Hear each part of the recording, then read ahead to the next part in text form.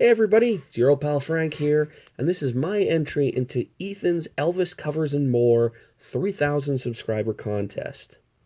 Now, I'm going to be honest with you, I am actually new to Ethan's channel, but from what I've been checking out lately in my spare time at work, I love his pack openings, and I love how he does his videos with a good buddy of his, and it's just fun stuff. So for his contest, it's very simple. All you got to do is, of course, be subscribed to his channel.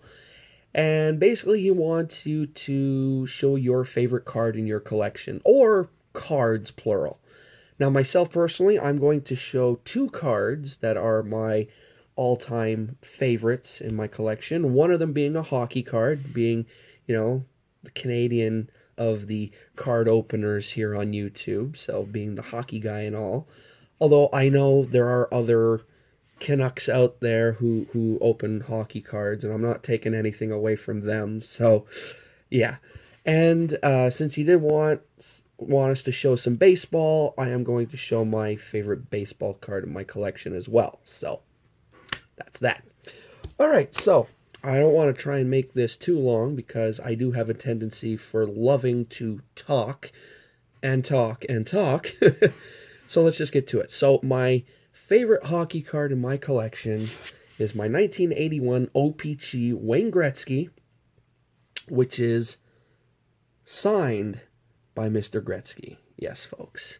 And there's a pretty cool story behind this card. A couple years ago, I was really into autograph hunting. I was an autograph hound and everything.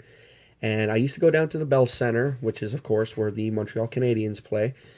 And used to meet up with a bunch of people down there. And when the Habs would come in for, practice or whatever, I'd get their autographs. And then whatever, visiting team was in town, I'd try and get a bunch of their autographs. Anyway, so there was a couple games left before the Christmas break. I go down to the Bell Center. I'm talking with one of the other autograph hounds. And I was telling him, I was like, out of all the autographs in my collection, two that I would really love to own one day are Börje Salming, I know, odd, and Wayne Gretzky. At the time of me telling him, the only time I ever saw Wayne Gretzky in person was when he was the coach. I believe it was coach, of the at the time Phoenix Coyotes, before they even changed the name to the Arizona Coyotes. And basically, he was getting off the tour bus. It was already in the garage, and there was no interaction. But I saw him. I was like, "Hey, there's Wayne Gretzky." That was it. So I'm talking to the guy. I'm telling him all this, and he's like, "Oh yeah." He goes, "Yeah, I've met both guys numerous times." Because this guy was obviously a lot older than I was. And so over the course of these last couple games, when I was going down to the Bell Center, and I always saw him there, and we were talking and everything. And finally, excuse me, on the last game before the Christmas break, the guy's there, and he comes over, and he's talking to me, and he goes, "Hey, I got something for you." So I'm like, "Oh?" He goes, "Yeah, call it a Christmas gift." I'm like, "Oh, okay, cool, So first he pulls out a Börje Salming card, signed by Börje Salming. And unfortunately, I do not have it here. It is in a box of other cards in my storage locker. So I wish I could show it to you. Maybe somewhere down the road, I'll bring it here and I'll show it in a video. Anyway, so there's that. And then finally he goes, "Oh, and I got one more thing for you." I'm like, "Oh?" And he pulls out the Gretzky card. Of course, it wasn't in this thick lucite frame. It was actually just in a top loader. And he hands it to me. I'm just like, "Are you serious?" And he starts laughing. He goes, "Yeah, I figured I'd get that reaction." He goes, "Don't worry, I have another 12 of them signed by him at home." And I'm like, "Really?" So he's like, "Yeah." So he goes, I could part with one of them. It's no problem." And then he ended up telling me how he got so many cards signed by Gretzky. And apparently, um, one time when the Habs were still playing at the Forum, Edmonton was in town. He went down to get some autographs. It was like in February, and it was like blowing snow and everything. And he waited, for all the players to come out. Of course, Gretzky was the last guy out, and the guy was telling me. He said when Gretzky came out and he saw me, he's there. For just waiting around in the snow and everything, waiting for me to come out. He goes, that's some determination right there. So apparently Gretzky told them whatever he had that he wanted to be signed, Gretzky was willing to sign. He said, "I will sign anything you want." So the guy had all the cards and apparently had some other stuff, and yeah, Gretzky signed everything. Man, what a time, huh? Anyway, so yeah, so one of those things that he got signed happened to be this card, and so he gave it to me, and yeah, ever since I had it, it's always been one of my, if not favorite hockey card in my collection. So yeah, the great one. And then moving on to baseball, my all-time favorite baseball card in my collection is, of course, my 1983 OPC Carl Yastrzemski card. The Yaz, man. Carl Yastrzemski is, of course, my all-time favorite baseball player in general. I love the Boston Red Sox. Unfortunately, they're not doing too great to start off the season, but it's still the start of the season, so I'm not worrying yet.